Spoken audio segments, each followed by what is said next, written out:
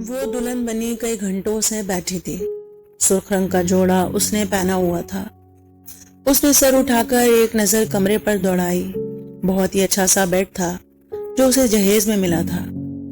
اس کے والدین نے بہت ساری چیزیں اسے جہیز میں دی تھی، لیکن اسے ان چیزوں کا فائدہ نہیں لگ رہا تھا۔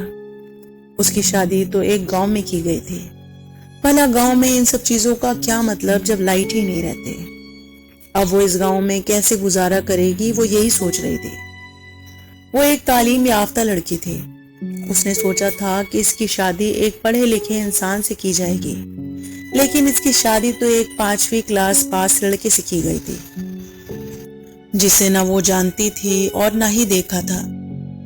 وہ بہت امیر زادی تو نہیں تھی، بس شہر کی ایک معمولی سی لڑکی تھی، لیکن اس کے گھر میں ساری سہولتیں موجود تھیں جو روزمرہ کی زندگی آسان کرتی ہیں۔ لیکن سچ تو یہ ہے کہ وہ گاؤں کے ماحول کی عادی نہیں تھی۔ وہ یہی سوچتی تھی، جس طرح میرے والدین نے مجھے ہر معاملے میں آگے رکھا، اسی طرح میری شادی کے معاملے میں بھی وہ مجھ سے ضرور پوچھیں گے۔ لیکن ایسا نہیں ہوا۔ وہ یہی سب سوچ رہی تھی کہ جانے اس کا شوہر کیسا ہوگا، کالا ہوگا، موٹا ہوگا، ٹکلا ہوگا، اور گاؤں میں سب جاہلی ہوتے ہوں گے۔ تھوڑی دیر بعد اس کا شوہر آیا۔ اس نے ایک نظر اٹھا کر اسے دیکھا تو تھوڑا سکون ملا۔ وہ شخص دکھنے میں کافی اچھا اور خوش شکل تھا، جس کی عمر کوئی 25-26 کی ہوگی۔ اس کے دولہے نے اپنے کپڑے اٹھائے اور واش روم چلا گیا۔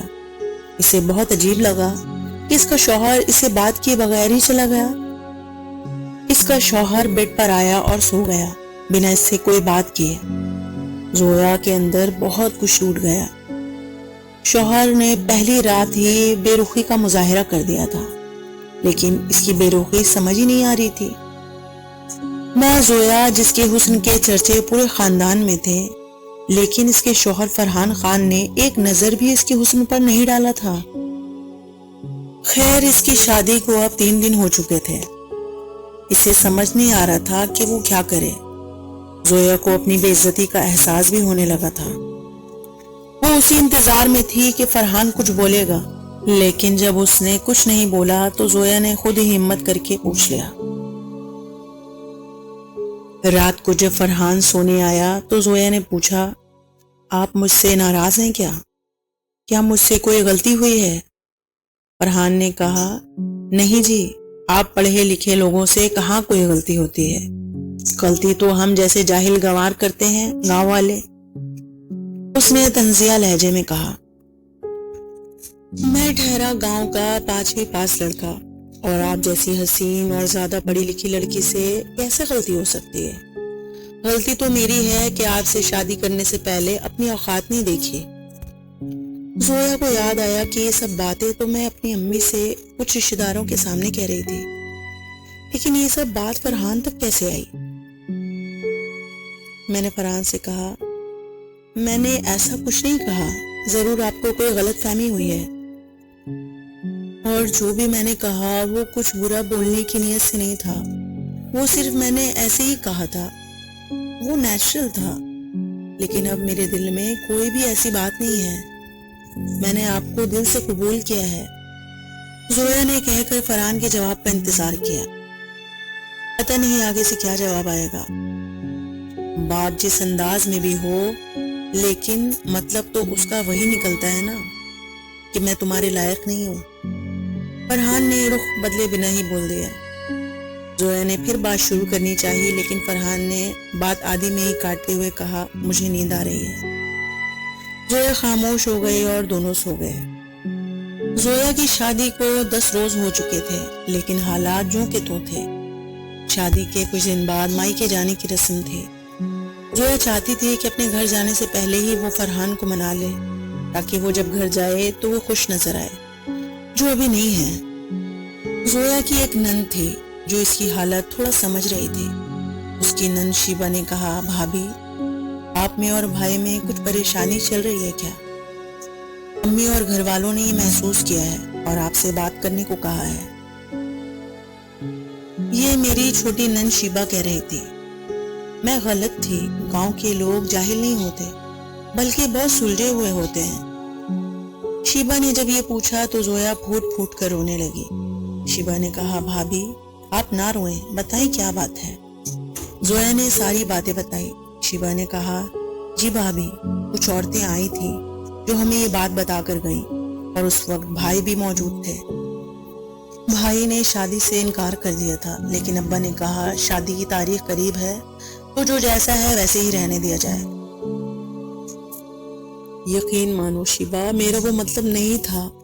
मैं गलत थी, ना गांव बुरा है ना यहाँ के लोग। मैं बहुत शर्मिंदा हूँ तुम लोगों से। शिबा ने कहा, भाभी आपको भाई पसंद तो है ना? मैंने बेझिझक कहा, मैं सच कहूँ तो फरहान मुझे पहली नजर में ही अच्छे लगे थे, लेकिन वो मुझसे नाराज है और मैं कुछ कर भी नहीं पा रही। शिबा ने कहा, लेकिन भाभी आपको हिम्मत करनी होगी, आप ही हैं जो भाई को मना सकती हैं। रात जब फरहान आया तो जोया खड़ी हो गई। फरहान बेड पर बैठा तो जोया उसके कदमों में गिर गई, कहने लगी, फरहान मुझे माफ कर दे। जोया रोई जा रही थी। इन सब बातों के पीछे मेरी कोई बुरी नीयत नहीं थी, वो ये कहकर रोए जा रही थी।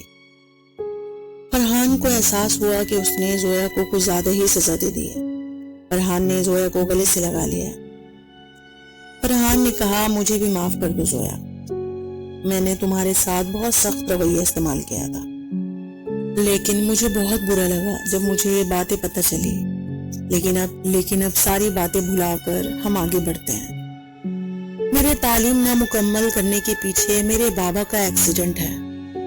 मेरी बहनें मुझसे बड़ी थी, मैं ही था घर चला सकता था, मैं ही था जो घर चला सकता था। मैंने पढ़ाई छोड़ी और बाबा का काम संभालने में लग गया। पढ़ना तो मैं भी चाहता था, मगर जिम्मेदारियों ने मुझे आगे बढ़ने नहीं दिया। फरहान ये कहता जा रहा था और अपने आंसू को छुपाता जा रहा था, लेकिन उनके बीच सारे गिले शिकवे खत्म हो चुके थे। जोया को सारी दुनिया हसीन लगने लगी थी और वाकई उस दिन के बाद सब कुछ बदल गया था। दोनों बहुत खुश रहने लगे थे। फिर एक दिन अचानक वो आ गया। वो अपने साथ ऐसी कयामत लेकर आया कि जिंदगी उथल पुथल हो गई। मूसा असलम का आना मेरी जिंदगी में कयामत से कम नहीं था। हेलो फ्रेंड्स, आपको फरहान, जोया और मूसा की ये लव ट्रायंगल स्टोरी कैसी लगी? अगर स्टोरी पसंद आई है तो लाइक जरूर करें। अगर आपको स्टोरी का सेकंड पार्ट चाहिए तो कमेंट में नेक्स्ट पार्ट जरूर लिखें और शेयर करें, सब्सक्राइब जरूर करें। Thank you for watching.